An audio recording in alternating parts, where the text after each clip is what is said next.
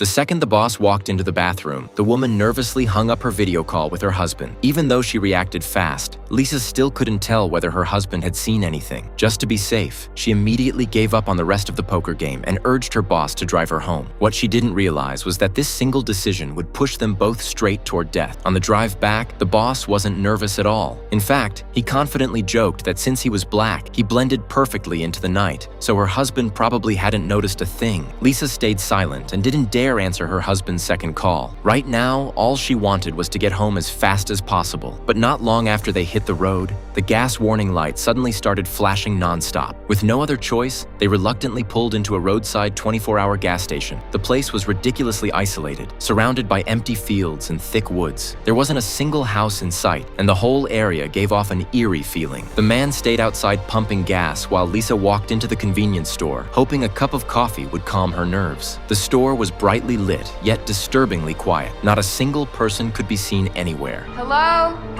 Hello?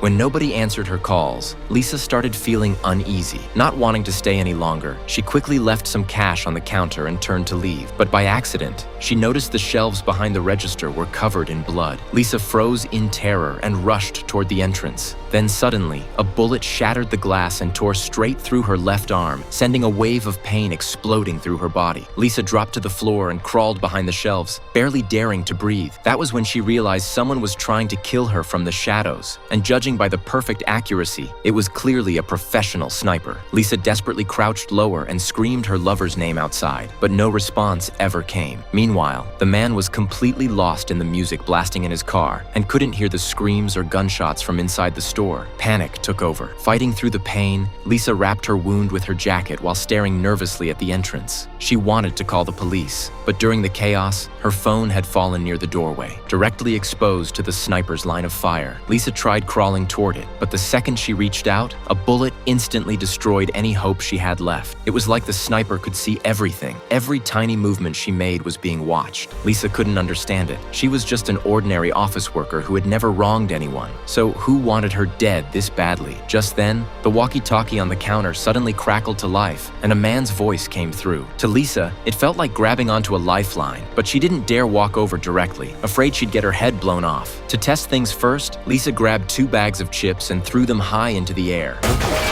The sniper immediately took the bait and fired 2 shots at the flying bags. Using that split-second opening, Lisa rushed forward, snatched the walkie-talkie, and ducked behind another shelf. Outside, her lover also started noticing something strange. He had just filled the tank, but somehow the gas warning light came back on again. After checking the car, he discovered the fuel tank had been leaking the entire time. The hole was small but perfectly sized to make sure he could barely reach this gas station. Realizing something was wrong, he immediately headed toward the convenience store. Alice? John? What's going on? But after a sharp gunshot rang out, a bullet tore straight through his neck. Before he could even react, he collapsed to the ground without a sound. Seeing this, Lisa completely broke down. The only thing she could do now was beg the stranger on the radio to call the police for her, but the man coldly refused. His reason was simple. He was the one who shot him in the head. Lisa's blood instantly ran cold. The voice on the radio was the sniper. Not only had he been watching her from the shadows, but he had also hacked into the store's radio system just to toy with her. The sniper seemed to know everything about Lisa. Within just a few sentences, he exposed all of her darkest secrets, like her affair, or how she had driven a co-worker to suicide to climb higher in the company. These were the deepest secrets buried inside her heart, things nobody else should have known. So how did the sniper know all of it? Was he related to the dead co-worker? Or had her husband discovered the affair and hired someone for revenge? Her mind raced with possibilities, but the sniper gave her no time to think and suddenly unleashed a barrage of bullets into the store. With no other option, Lisa fought through the gunfire and shut off the power, temporarily blocking the sniper's vision. That was also when she realized the gas station workers weren't missing. They had already been murdered by the sniper. Even though she was terrified, Lisa forced herself to drag the bodies aside and tried using the store's landline to contact someone for help. But the killer had planned ahead long ago and already cut the phone lines. And not just the phone lines, even the fire alarm system had been disabled. Luckily, at the critical moment, Lisa noticed the car keys still clutched in her lover's hand. Her original plan was to trigger the car alarm and attract passing drivers for help, but after several bullets slammed into the vehicle, even the car alarm died in fear. As time slowly passed, fast, Lisa covered different parts of the store with open umbrellas, completely ruining the sniper's line of sight so he could no longer track her movements. Then she found a hacksaw blade on one of the shelves and tried cutting through the back door lock to quietly escape. Right then, an old beat-up sedan pulled into the gas station. Inside was an elderly white-haired couple. Lisa panicked inside the store, desperately waving at the windows and screaming for them to leave immediately. But before she could finish yelling,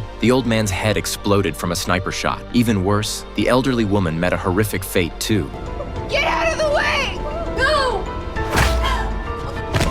2 innocent lives were gone in an instant. Not wanting anyone else to die because of her, Lisa finally made a desperate decision. She was going to fight the killer herself. She began gathering anything nearby that could be used as a weapon. A thick steel pipe, a sharp crowbar. Combined together, they became a crude homemade spear. After a long period of waiting, the metal cabinet blocking the entrance was suddenly shoved aside. A tall man wearing a black coat and black mask slowly walked inside carrying a rifle. He had finally entered the store himself, ready to personally end this deadly hunting game. The man was extremely cautious, carefully scanning the area after every step he took. Lisa hid beside a shelf, trembling with fear, yet her eyes remained completely determined. She quietly circled behind him and charged from his blind spot, driving the spear deep into his back before continuing to attack, trying to destroy his ability to fight back, but he was still much stronger than her. One brutal elbow strike instantly knocked Lisa to the ground. While the killer struggled to pull out the spear, Lisa quickly grabbed a fire extinguisher nearby and got back up. She tried launching a sneak attack, but the killer shoved her away again. The two engaged in a savage life-or-death fight across the convenience store. Shelves crashed over, products scattered everywhere, and blood splattered across the floor. After several brutal exchanges, Lisa finally collapsed to the ground, completely exhausted, and passed out. The killer ignored her and slowly walked into the storage room, searching for anyone still alive. But after waking up, Lisa smashed the fire extinguisher into him with all her remaining strength, knocking him unconscious. Dragging her battered body forward, she pulled the killer beneath a massive hydraulic press in the corner of the warehouse and activated the machine. Then she climbed on top of him and reached for his mask. Lisa wanted to know who the monster that hunted her all night really was. But at the critical moment, the killer suddenly woke up and violently fought back, struggling with Lisa as the machine lowered closer and closer. Then the massive press slammed down onto his head,